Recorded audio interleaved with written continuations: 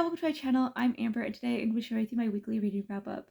So this week has been even worse, I feel like, than last week, because at least I was kind of like, I think I am still like reading. I just didn't finish what I wanted to finish. But this week I only finished one book, and I was already basically done with it the day that I made that video. And the rest I barely read much of anything. I feel like I should have been finished with one book, with another book, if I had been reading consistently, which I was not, so I didn't finish that book. And I barely read anything from a nonfiction, and a lot of that came from the stress of like everything that's been going on in our country, the U.S. It's been a very enraging end of a week with the fact that Julius Jones is still serving a life sentence for a crime that he did not commit, and he didn't even know until hours before he was going to be executed that his sentence had been commuted. And what's even more enraging about that situation is the fact that somebody has come forth and admitted to committing the crime themselves.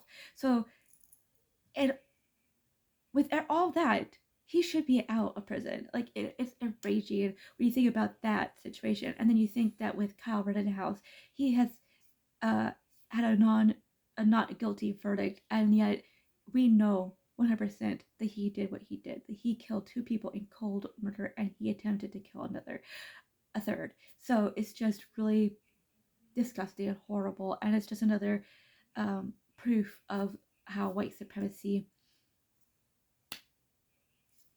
exists and continues to cause harm, and that the fact that our government and our judicial system um, protects white people while going out of its way to cause harm to minority groups, and especially the Black community, it seems like. So it's just all sorts of like enraging. So I just couldn't.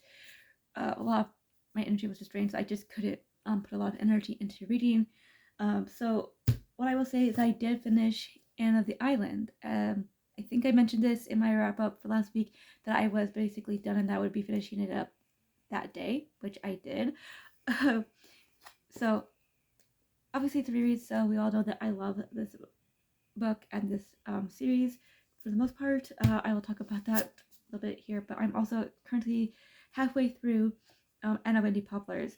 Once I get to the end of House of Dreams, I will be done with this series. There is technically 8 books in the series, but I do not like the last 3 books because it's really centered on her children, and those are not my favorite. I had been debating if I wanted to continue on, but I realized like, why should I force myself to try to read something that I know I'm not gonna enjoy? I don't really like some of the story aspects of those last 3 books either. I do kind of been I do kind of like Villa of Ingleside. Like, I did find myself enjoying it when I read it the last time I did. But I don't know if that would come out the same this time, and I don't really feel like spending that energy on trying. So I have this book plus another book, and then I'll be done with my reread of the series. But yeah, I'm halfway through this one, and again, obviously, I'm enjoying it. What I really like about this is that her story is being told through her writing letters to Gilbert for the most part. Um, and so in a way, in that sense, it feels like we're still being connected to Gilbert through that. Yeah, I barely touched The Warmth of Other Suns by Isabel Wilkerson this week. I think I only read like maybe 80 pages of this. I couldn't get myself to pick up much. Like, this is still vital, still important, and I'm still getting a lot out of it. It's just, again, my energy was just drained this week. And when you're reading something that like with a lot of heavy, um, deep topics, you want to be able to be sure that you're getting everything that you can out of it, and you want to be able to digest it, which is something that I have to like remember about nonfiction, is that you can't read it the same way that you read fiction. So I just have to accept the fact that I'm just gonna read as much as I can read each day, and as long as I get done with this book by the end of this year, I'll be happy. I want to try to, like, when I do pick up another um, nonfiction, to try to finish it within a month. I feel like if I had been focused on that, I would have. I would have only had to read like 20 pages to get this done um, in a month's time, and I wish I had just been okay with that. So I just have to remind myself not to like put, and to try to put pressure on myself in that way. So yeah, there's just a lot of information, a lot of very important information in here, um, and I really do appreciate how she puts all this information together and makes it accessible for people who may not um, be like hardcore nonfiction readers. So the next book I barely just started yesterday, and that is The First Sister by, not, yeah, The First Sister by Lyndon A. Lewis. And this is a space, like sci-fi space opera um, novel. This is the first book in a trilogy, I believe, and the third book is coming out next year. So I thought this was a standalone for some reason, but it's not. Either way, we have it's like in this world where so this world is centered on Earth and Mars. I thought there was also the planet Mercury, but maybe they're just using Mercury as like a resource.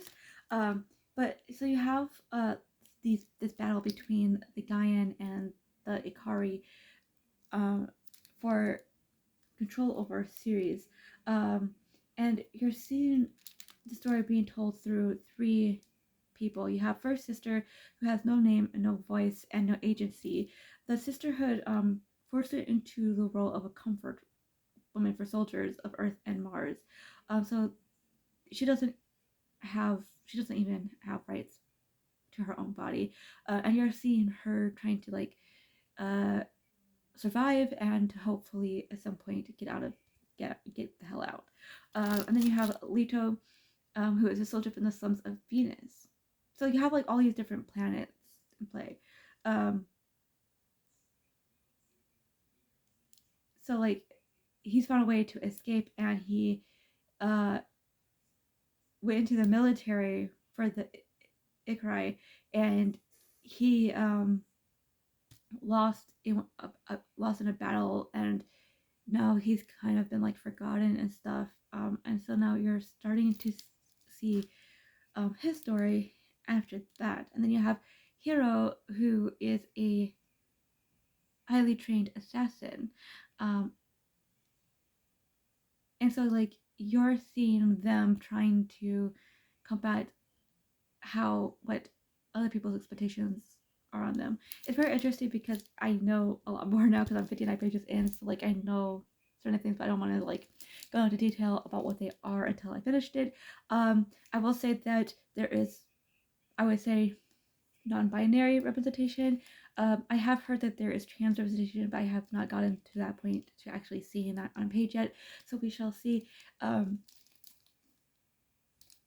that plays out. But I am really enjoying this. I was a little bit nervous because it is sci-fi, and the last sci-fi that I read, I couldn't understand the world at all. It was very confusing, and so I was a little bit worried that that would play out here. Thankfully, it did not. I am very much understanding this world, and I'm enjoying it very much. First Sister and Leto are my favorite characters. Hiro is a little like I'm enjoying his perspective. I'm enjoying their perspectives, but I'm not sure what to think of them. If they're somebody you can trust or what. So it's gonna be very interesting to see how this all plays out. So these are what I'm trying to get myself through this week. Hopefully, just to like make some progress here, finish this, and finish this. That's all I have for goals. But anyways, that is everything that I've read this week. I would love to hear what you've read. If you read any of these, what your thoughts on them. Hopefully, your week of reading was better than mine.